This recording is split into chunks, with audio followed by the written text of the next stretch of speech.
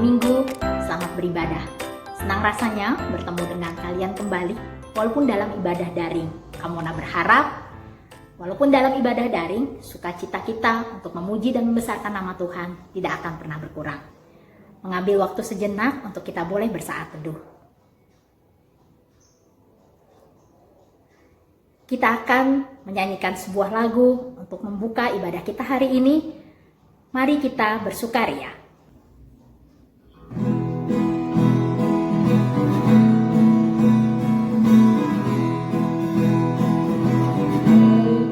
Bersukaria karena ini hari bahagia, kita berkumpul jadi satu. Puji Tuhan semesta itu, haleluya. Tepuk tangan, wajah berseri, hilangkanlah hati yang sedih. Yesus berkata, bukankah Yesus berkata damainya diberikan kita, mari kita bersukaria.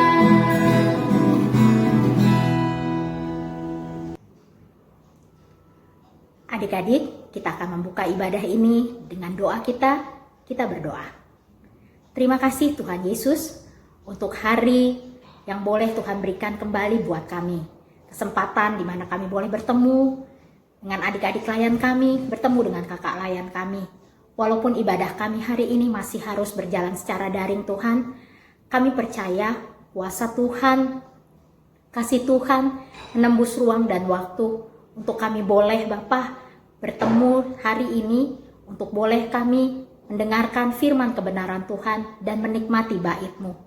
Bapa memberkati ibadah ini dari awal, pertengahan hingga pada akhirnya. Kami juga berdoa buat adik-adik yang saat ini mendengarkan firman Tuhan melalui daring. Tuhan kiranya yang ada di hati mereka, sehingga Bapa firman yang boleh nanti mereka dengar, bolehlah menjadi firman yang hidup di tengah-tengah kehidupan mereka. Layakkan kami Tuhan Yesus, ampuni kami atas salah dan dosa kami, sehingga ibadah kami ini boleh layak di hadapan-Mu. Terima kasih Tuhan, amin. Kita akan masuk dalam firman Tuhan. Sebelum kita membaca firman Tuhan, kita akan mengangkat sebuah lagu, Berikanku Hati.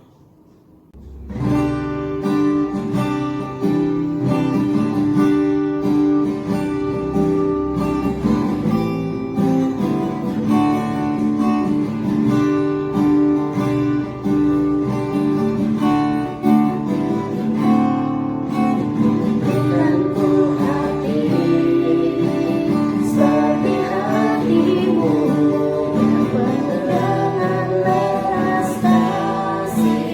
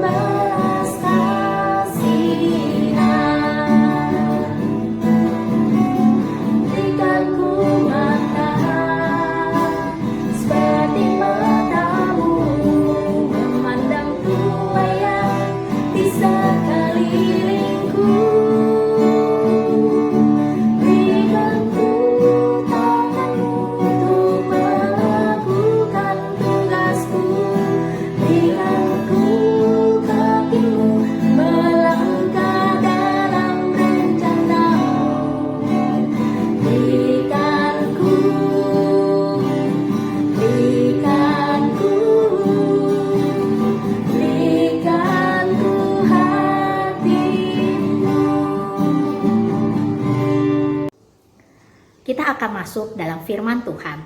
Sebelumnya, Kamona meminta kalian untuk membuka Alkitabnya, karena bacaan kita hari ini terambil dari Kisah Para Rasul 28 ayat 17 sampai ayat yang ke-29. Ayatnya cukup panjang, tapi jangan khawatir, dan Kamona minta untuk tetap bersabar karena Kamona akan membacakannya nanti untuk kalian. Kita akan berdoa sebelum kita membaca firman kebenaran Tuhan. Bapa, terima kasih kalau hari ini kami boleh mendengarkan kembali firman Tuhan. Bapa, tiba saatnya Bapa kami akan membaca firman kebenaran-Mu. Oleh sebab itu kami mohon kuasa kasih Roh Kudus boleh membuka hati kami, boleh mencerahkan pikiran kami Tuhan, sehingga kami boleh mengerti apa yang ingin Tuhan sampaikan kepada kami melalui pembacaan firman-Mu hari ini. Hamba juga berdoa Tuhan, ketika hamba boleh Tuhan pakai untuk kepanjangan lidah dan mulut Tuhan menyampaikan firman kebenaran ini kepada adik-adik. Biarlah Tuhan boleh sempurnakan keterbatasan hamba untuk Bapa boleh menyampaikan firman ini kepada adik-adik. Hamba juga berdoa Tuhan, setiap adik-adik yang mungkin saat ini belum dapat mendengarkan firman Tuhan secara langsung saat ini, biarlah Tuhan sendiri yang akan berbicara kepada mereka untuk menyampaikan firman kebenaran Tuhan ini. Berkati pembacaan firman ini Tuhan Yesus, sehingga firman ini boleh menjadi firman yang hidup buat kami. Amin. Kamona akan membacakannya untuk kita. Pembicaraan dengan orang Yahudi di Roma. 3 hari kemudian, Paulus memanggil orang-orang terkemuka bangsa Yahudi, dan setelah mereka berkumpul, Paulus berkata, "Saudara-saudara, meskipun aku tidak berbuat kesalahan terhadap bangsa kita atau terhadap adat istiadat nenek moyang kita, namun aku ditangkap di Yerusalem dan diserahkan kepada orang-orang Roma.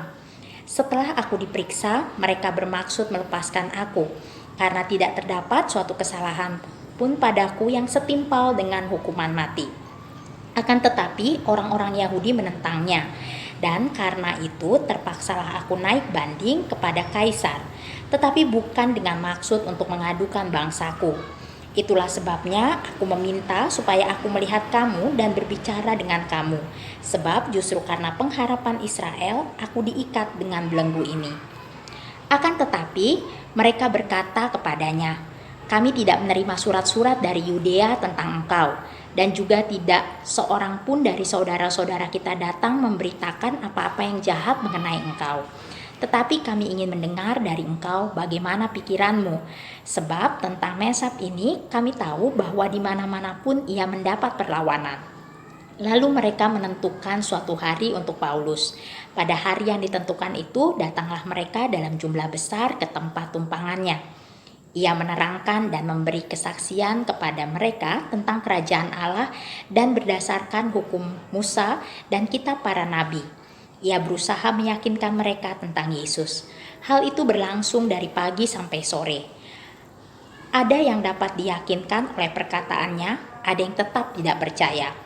Maka bubarlah pertemuan itu dengan tidak ada kesepakatan di antara mereka.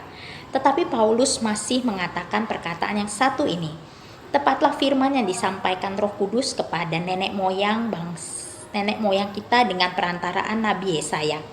Pergilah kepada bangsa ini dan katakanlah, kamu akan mendengar dan mendengar, namun tidak mengerti. Kamu akan melihat dan melihat, namun tidak menanggap. Sebab hati bangsa ini telah menebal, dan telinganya berat mendengar, dan matanya melekat tertutup. Supaya jangan mereka melihat dengan matanya, dan mendengar dengan telinganya, dan mengerti dengan hatinya, lalu berbalik sehingga aku menyembuhkan mereka. Sebab itu kamu harus tahu bahwa keselamatan yang daripada Allah ini disampaikan kepada bangsa-bangsa lain, dan mereka akan mendengarnya." Dan setelah Paulus berkata demikian, pergilah orang-orang Yahudi itu dengan banyak perbedaan paham di antara mereka. Adik-adik, pembacaan kita hari ini menceritakan tentang Paulus dalam perjalanannya, dalam rintangan dan tantangan yang dia hadapi dalam memberitakan firman Tuhan. Setelah melalui perjalanan yang panjang dan melelahkan, melewati berbagai rintangan dengan anugerah Tuhan, Paulus boleh tiba di Roma. Setelah beberapa hari tiba di Roma, Paulus memanggil pemuka-pemuka orang Yahudi yang ada di Roma pada saat itu. Tujuan Paulus untuk bertemu dengan mereka adalah Paulus ingin menceritakan duduk perkara sebenarnya yang terjadi ketika dia berada di Yerusalem. Di mana ketika dia berada di Yerusalem, orang Yahudi menuduh dia dan ajarannya telah melanggar adat istiadat nenek moyang orang Yahudi. Sehingga pada saat itu orang Yahudi pun meminta orang Roma untuk memeriksa Paulus. Setelah diperiksa oleh orang Roma, ternyata tidak ditemukan satu kesalahan pun pada Paulus dan ajarannya. Sehingga orang Roma melepaskan Paulus dari tuduhannya. Tapi ternyata keputusan ini bertentangan dengan keinginan orang Yahudi pada saat itu. Mereka tetap ingin Paulus di penjara. Yang pada akhirnya Paulus naik banding dan bertemu dengan kaisar. Pembelajaran apa yang bisa kita ambil hari ini dari bacaan kita? Yang pertama, bahwa di luar sana ada dua golongan yang boleh kita temui. Golongan orang-orang yang bersepakat dengan kita, yang sejalan dengan kita, seiman dengan kita. Tapi ada juga orang-orang yang bertentangan dengan apa yang kita yakini. Mereka yang tidak sejalan, tidak sepaham dengan apa yang kita yakini. Untuk orang-orang yang tidak sepakat dengan kita, tidak sepaham dengan kita, berseberangan dengan kita, haruslah kita menjalin hubungan yang baik. Kita tetap harus menjalin relasi yang baik dengan orang-orang yang mempunyai pandangan yang berseberangan dengan kita. Kenapa kita harus menjalin hubungan yang baik? Karena kita dan mereka adalah saudara. Pembelajaran kedua yang boleh kita ambil adalah hari ini Tuhan mengingatkan kita bahwa keberadaan kita di dunia ini membawa misi mulia dari Allah. Apa misi mulia itu? Memberitakan Tuhan Yesus kepada seluruh dunia. Dimulai dari sekeliling kita, menjadi saksi Allah di tengah-tengah kehidupan kita. Sebuah misi ini ada 4 unsur di dalamnya. Yang pertama adalah target dari misi itu sendiri. Target dari misi itu siapa? Gak lain gak bukan adalah Tuhan Yesus. Tuhan Yesus yang harus kita perkenalkan kepada dunia. Yang kedua, tentang kesempatan. Kesempatan berbicara soal waktu, keadaan, dan tempat. Hari-hari yang diberikan Tuhan buat kita adalah merupakan anugerah. Sekalian merupakan kesempatan buat kita untuk menjadi saksi. Saksi Kristus bagi orang lain. Kita menjalani hari-hari itu dengan berbagai kegiatan. Dengan segala hal yang kita lakukan. Nah, perbuatan, tindakan yang kita lakukan itu adalah gambaran Allah yang sesungguhnya. Gambaran Allah yang hidup, yang boleh dilihat oleh orang lain dan boleh dirasakan oleh mereka, sehingga mereka boleh mengenal siapa Tuhan Yesus sesungguhnya. Oleh sebab itu, jagalah dan isilah waktu hari-harimu dengan hal-hal yang positif. Jangan sia-siakan kesempatan yang Tuhan berikan. Dimanapun kau berada, kau tetap harus bersaksi. Yang ketiga adalah tantangan. Karena di luar sana banyak juga orang yang tidak sepaham dan sepakat dengan kita, bukan tidak mungkin kita akan ditolak oleh mereka. Selain ditolak, mungkin kita juga akan dikucilkan. Kita akan diremehkan. Bahkan mungkin kita akan dikhianati dan ditinggalkan. Itu adalah tantangan kita untuk menjadi saksi Tuhan. Tapi selain ada tantangan, ternyata kita juga punya kekuatan loh. Apa kekuatan kita? Yang pertama adalah doa. Kenapa? Karena dengan berdoa kita bisa minta kekuatan dan minta Tuhan untuk menunjukkan bagaimana kita harus menjalani misi ini. Misi ini dari Tuhan. Sudah pasti dan tentunya Dia sendiri yang akan memimpin kita. Oleh sebab itu, doa adalah kekuatan terbesar kita. Lalu, yang kedua adalah sikap kita untuk mau membangun diri. Membangun diri untuk mengetahui firman Tuhan. Belajar banyak dengan membaca buku-buku yang berhubungan dengan firman Tuhan. Yang ketiga, Jangan malu untuk belajar dan bertanya dari orang-orang yang kita anggap dewasa dalam iman. Dalam hal ini, ada kakak pelayan dan orang tua. Lalu apa lagi? Di era kemerdekaan saat ini, di era yang serba digital, era globalisasi, semua informasi kita bisa dapatkan dengan mudah. Oleh sebab itu, ini saatnya sebagai generasi muda, sebagai anak-anak teruna yang hidup pada era globalisasi saat ini, untuk kita kreatif, untuk kita membangun diri, untuk kita mengembangkan talenta, passion kita, bakat kita, karena talenta, bakat, passion kita itu adalah sarana yang sudah Tuhan siapkan untuk kita, untuk menjadi saksi Tuhan, untuk mewartakan siapa Tuhan Yesus sesungguhnya. Mereka-mereka yang bisa menulis, alangkah baiknya bisa menceritakan pengalaman perjalanan iman mereka bersama dengan Tuhan dalam sebuah tulisan. Tulisan yang boleh menginspirasi banyak orang, untuk orang lain boleh datang dan mengenal Tuhan Yesus. Mereka-mereka yang mungkin mencintai dunia musik, mereka boleh menciptakan kreasi-kreasi nada-nada yang harmoni untuk sebuah lagu, menciptakannya menjadi sebuah lagu, di mana lagu itu untuk memuji Tuhan, sehingga orang di luar sana pun tahu siapa Tuhan Yesus yang sesungguhnya. Adik-adik, ternyata tidak sampai di situ saja. Tidak sampai di 4 unsur itu. Tuhan memilih kita dan memanggil kita untuk membawa misi ini gak sembarangan. Dia juga melengkapi kita dengan mental, dengan sikap seorang soldirnya Tuhan. Sikap apa yang Tuhan sudah siapkan buat kita atau harus kita miliki sebagai soldirnya Tuhan? Yang pertama, harus taat. Taat sama pemerintah dari pimpinan misi itu sendiri, yaitu Tuhan Yesus. Setia. Yang ketiga, jangan sombong. Untuk apa kita sombong? Karena di luar Tuhan kita bukan siapa-siapa.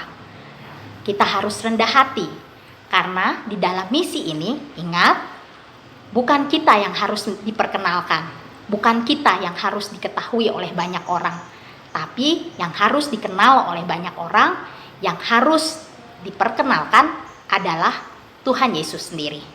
Jadi, jangan pernah mengambil keuntungan di tengah-tengah sebuah misi yang Tuhan jadikan buat kita. Adik-adik, apa yang kita pelajari dari semua ini? Dari perjalanan Paulus, dari semua apa yang dia alami dan dia lakukan. Yang pertama adalah jangan pernah menunggu untuk menjadi saksi Tuhan dan memberitakan firman Tuhan. Jangan pernah berkata nanti, esok, atau lusa untuk memberitakan firman Tuhan. Karena waktumu, bakatmu, itu semuanya sudah Tuhan anugerahkan dan merupakan kesempatan yang harus kau pergunakan untuk mewartakan siapa Tuhan Yesus yang sesungguhnya. Untuk menceritakan kepada dunia tentang kabar keselamatan dari Tuhan Yesus. Tantangan mungkin boleh ada dan pasti ada.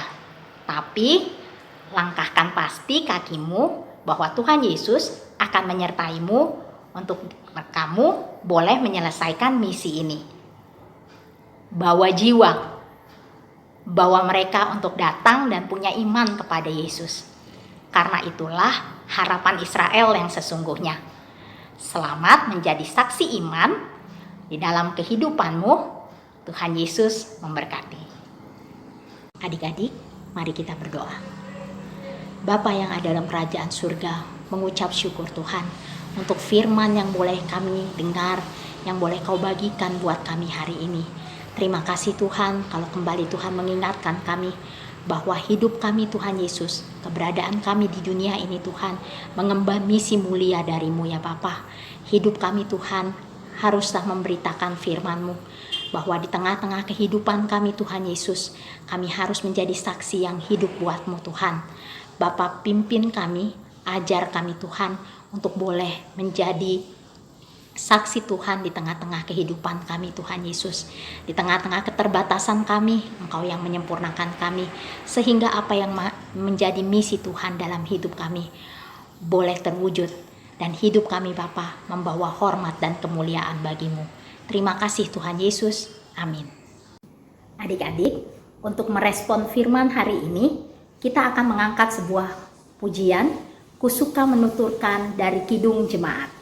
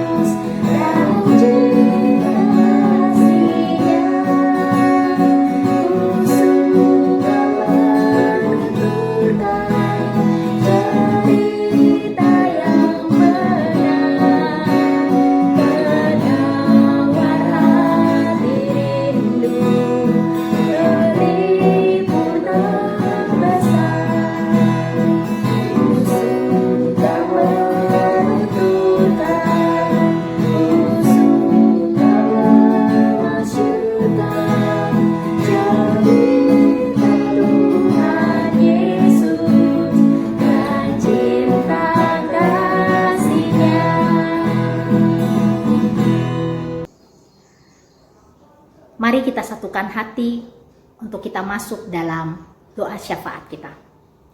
Bapa yang ada dalam kerajaan surga, kami mengucap syukur Tuhan untuk hari-hari yang boleh kami lalui, bahkan sampai lagi hari ini, di minggu yang baru, di penghujung bulan yang baru ini Tuhan, bulan Agustus. Terima kasih Tuhan Yesus untuk semua berkat kebaikan yang boleh kami rasakan sampai detik ini.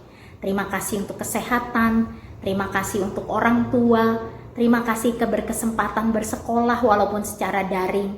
Dan di atas semua itu kami mengucap syukur ketika tubuh dan darah Tuhan Yesus boleh mengangkat segala dosa kami, mentahirkan kami menjadi orang yang layak di hadapan-Mu. Bapa yang ada dalam kerajaan surga, kami mau berdiri membawa doa syafaat kami hari ini Tuhan Yesus, untuk keluarga lepas keluarga dari adik-adik kekasih kami. Para orang tua, kiranya Tuhan memberikan kekuatan, kesehatan buat mereka Tuhan di masa pandemi ini Bapa. Begitu juga dengan keberadaan ekonomi mereka Tuhan Yesus. Mungkin mereka berdampak dari pandemi ini sehingga mereka pun mendapatkan kesusahan dalam ekonomi mereka. Tuhan Yesus, tidak ada yang mustahil di hadapan-Mu. Engkau pemilik berkat itu, bolehlah memenuhi semua kebutuhan keluarga ini pribadi lepas pribadi, sehingga Bapa, keluarga ini Bapa, di mana adik-adik klien kami ada di dalamnya, boleh menjadi satu alat buat Tuhan untuk bersaksi ketika di tengah-tengah masa pandemi ini, di tengah-tengah kesulitan ekonomi ini, Tuhan masih memelihara mereka. Bahkan Tuhan boleh menjadikan mereka menjadi saluran berkat bagi banyak orang. Hamba berdoa juga untuk adik-adik kekasih ini Tuhan Yesus. Di tengah-tengah masa pandemi mereka harus bersekolah secara daring.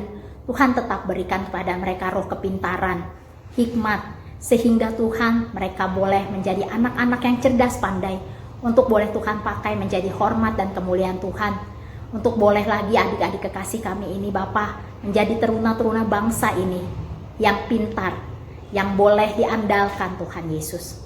Terima kasih Bapa Surgawi. Hamba juga berdoa Tuhan membawa negara kami ke dalam tangan-Mu. Hamba percaya Tuhan Yesus, apa yang dialami oleh bangsa kami saat ini tidak luput dari rencana-Mu. Hamba percaya ada rencana baik yang Tuhan jadikan buat bangsa ini.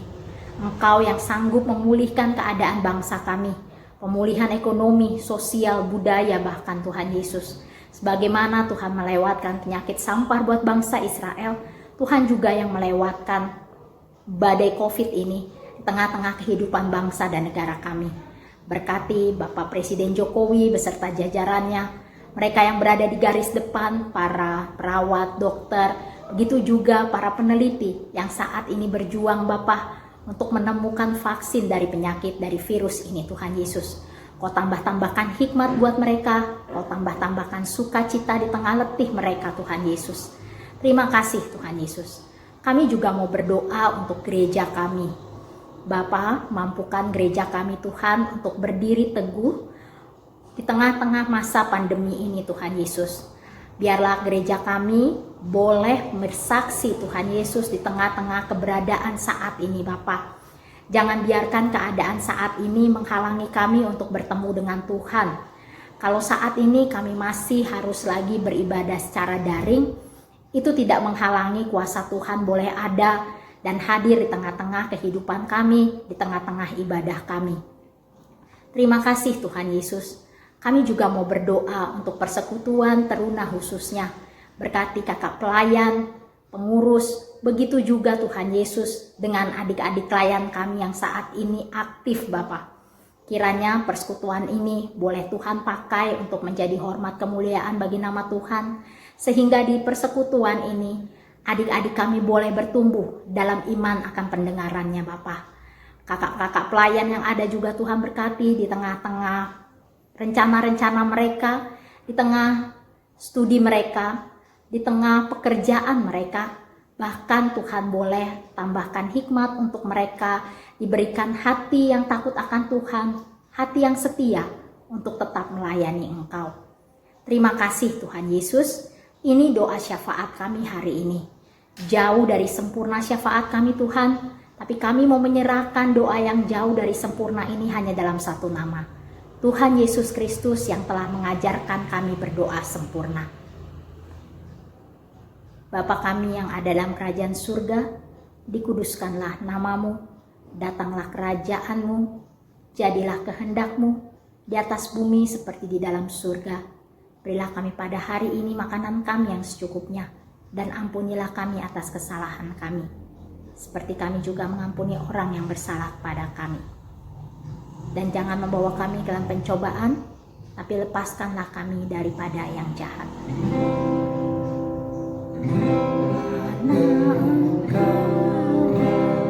Yang punya kerajaan dan kuasa dan kemuliaan sampai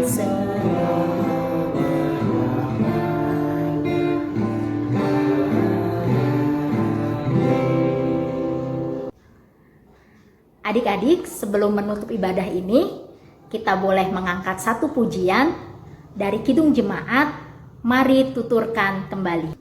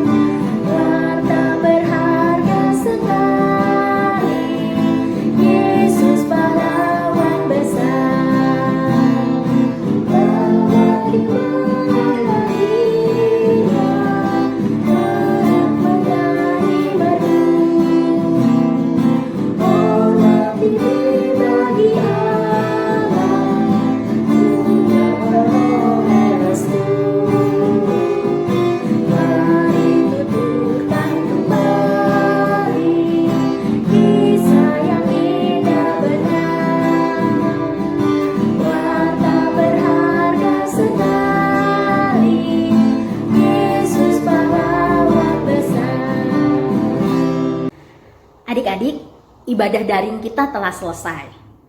Tapi tugas kita untuk menjadi saksi iman tidak berhenti sampai hari ini atau sampai pada ibadah saja. Oleh sebab itu, izinkan Kamona untuk membagikan satu ayat sebelum kita mengakhiri ibadah kita hari ini.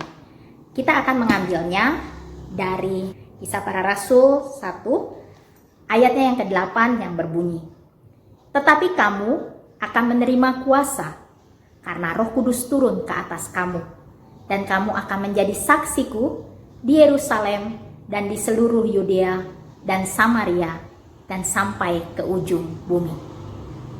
Kita akan berdoa. Bapa yang ada dalam kerajaan surga, terima kasih Tuhan untuk firman yang boleh kami dengar, di mana Tuhan boleh mengingatkan kami Tuhan, untuk kami adalah saksi-saksi Tuhan di dunia ini, untuk menjadikan semua bangsa di tengah-tengah kehidupan kami, di tengah-tengah dunia ini, menjadi murid-Mu Bapa. Ajari kami melangkah di seminggu kami yang rahasia ini Tuhan Yesus. Apa yang kami kerjakan berhasil, apa yang kami injak itu menjadi bagian dalam kehidupan kami. Terima kasih Tuhan Yesus, ini hidup kami, Tuhan pakailah untuk menjadi saksi kebenaran-Mu. Di dalam nama anak-Mu Tuhan Yesus, kami berdoa. Amin.